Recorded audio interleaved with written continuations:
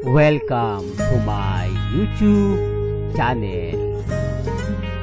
Kung bago ka lang sa channel na to at true-blooded Aldab Nation ka, tama po ang channel na pinuntahan mo. Kaya considering na po kitang bagong subscriber. At huwag mong kalimutan pindutin yung bell para lagi po kang updated sa bagong video na ilalabas ko. Salamat po sa iyong pag-click sa channel na to. You may know he's the bride!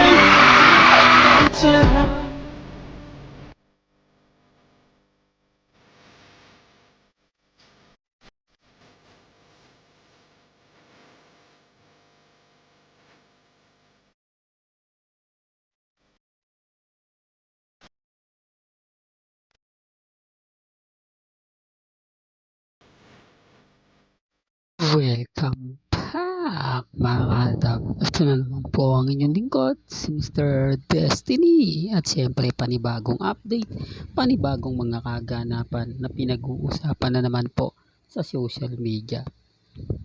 Medyo binabatikos po ngayon si Mr. Destiny. Normal lang po para sa akin yan. Dahil nga po, panay throwback lang daw po yung pinapakita natin. Kumbaga, mga imbis na iba yung i-update natin, ito daw po yung pinapakita natin. Mas pinapaasa nga po daw ang mga Aldab Nation sa mga ginagawa ko. Kumbaga nangangarap daw po tayo ng gising. Imposible naman daw pong ibalik ang Kalyeserye Season 2. Kumbaga nag-i-imagination lang o naghahasulis si Mr. Destiny. Huwag na raw pong pansinin ang channel natin. Bagkus naiinis nga po talaga sila sa mga nakikita nila at napapanood nila. Ako normal lang sa akin yung mga ganyan. Di po ba? Hindi naman po masamang mangarap. Real talk mga Kaaldab, lahat po tayo may karapatang mangarap. Lahat po tayo may mga kanya-kanya pong inipinopost sa social media. Pero bakit nga po ba sila nangingialam? Bakit nga po ba sila galit na galit kapag tayo po yung nagbibigay ng ganyan? Galing naman po kay Alden Richards yung salitang gusto niyang ibalik ang Aldab Nation. Doon pa lang wala na pong masama sa sinabi niya. Doon pa lang masasabi na talagang parang may something na talagang magaganap. Tapos sinasabi nila inuudyokan ko pa raw po. Dahil puro throwback din po daw yung ginagawa ko. Sinisigundahan ka lang po yung sinasabi ni Alden. Wala naman pong masama siguro sa mga pahayag natin. Wala naman po sigurong masama ng mangarap. Di po ba? Pero bakit nga po ba affected sila? Although sinasabi ng iba, Mr. Destiny, wag mo nang pansinin yan. Talagang normal na lang sa mga basher yan.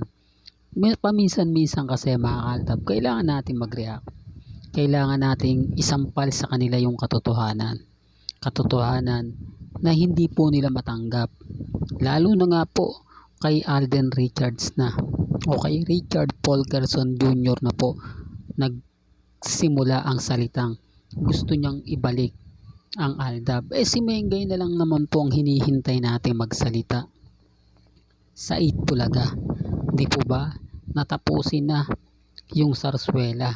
At tuluyan na nga pong ibigay sa Aldab Nation. Bagamat marami pong istorya, kwento lumabas patungkol nga po sa mga kaibigan ni Mengay, okay lang po yun. Pabor po sa atin lahat yan Kaya lang po, etong mga iba na Alden fanatics na sinasabihan nga tayo, Mr. Destiny, i-promote mo na lang ang Love Siargao ni Nadine Lustre at ni Alden Richards. Marami pang viewers o marami ka pang mga viewers na makukuha. Malay mo marami ka pang subscriber na madagdagan. Well, puno-puno ng po yung promotion kay Alden Hindi na natin yung kailangan pa o hindi na kailangan ni Alden Richards yung promotion galing sa atin. Kila Ogie Diaz na lang At yung mga ibang kumbaga management ng Viva Films, yung mga ambush interview sagad na yung promotion kay Alden. Hindi pa nga nagsisimula yung Love Siargao. Todo na yung pagpo-promote. Baka magulat na lang po tayo. Bukas sa Makalawa may issue. Ang ibig kong sabihin mga kaaldab, baka bukas sa Makalawa may issue na kay Nadine Lustre.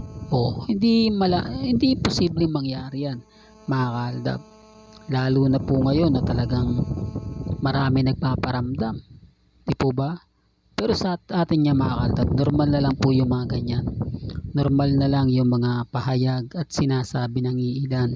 Sabi ko nga po sa inyo, basta't na andito po kayo sa channel ni Mr. Destiny, marami kayong maiintindihan, marami kayong mauunawaan ng mga bagay-bagay po na masarap ipakita, masarap iparamdam. Ako, sabi ko nga po sa inyo dito po, sa mga pinapaliwanag at sinasabi ko, marami talagang tinatamaan, marami nasasaktan, at syempre maraming affected. Hindi lang po isa, hindi lang dalawa. Ito yung mga tao na gusto nga talagang pabagsakin tayo. Although yung mga ilang Alden fanatics, kumbaga sinasabi nila kung darating nga po naman talaga si Mengay, tanggap din po nila. Kasi marami nang nai-issue kay Alden Di po ba? Ilang babae na nga po ba ang dumaan kay Alden, na kung saan nga po talagang lahat yun naliling po sa kanya. Ang issue po kasi kay Alden, yun nga po yung mga naliling. Kay Mengay naman, ang isyong hiwalayan. Di po ba? Halos talang dalawa naman po, same pa rin Same na, kumbaga si Alden, hindi nagsasalita, hindi niya sinasabi na ganito ganyan. Tapos si Mengay naman po, eto na naman, may bago na naman pong issue na pumutok.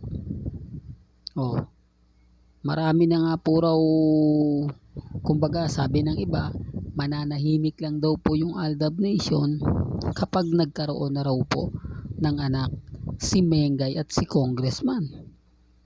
Sa tingin nyo mga ka-Aldab, common sense na lang po. Hindi po ba?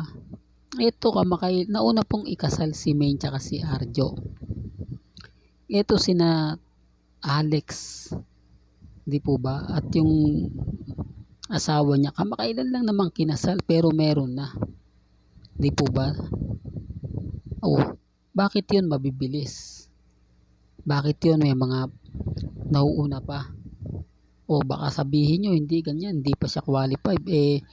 Kumbaga politiko rin po ang asawa ni Alex Gonzaga. Doon pa lang may mali Doon pa lang may mga bagay-bagay na kakaiba. Kaya nga po sinasabi na bakla, literal, si Arjo. Dahil nga po hindi niya nagawa na magpakalalaki para kay Maine. Yan galing po sa social media. Baka sabihin na naman ng iba, nako, ano lang yan, ganto ganyan lang. Kasi kukwestiyonin na hindi po kaya nilang ipaglaban o pagtakpan. Ultimo nanay nga po ni Congressman Arjo nagsalita na nahayaan na lang daw po, ibibigay naman daw po ng tadhana yan tadhana na nga po raw ang magbibigay. Biruin nyo, umaasa pa po sila sa tadhana o sa may kapal para mabiyayaan ng anak. Doon maraming mga ganyan. Okay sana mga ka-Aldab kung baog o talagang ganyan. Hindi. Nauna pa si Rhea at Heidi. Magdadalawa na yung anak. O baka maunahan pa sila ni Jelay niyan. Sinasabi ko lang po ito mga ka-Aldab para lang po malinaw, para lang po sa bumabatikos at talagang nagkakaroon ng mga issue sa mga sinasabi ko. Ako, kampante ako mga ka-Aldab.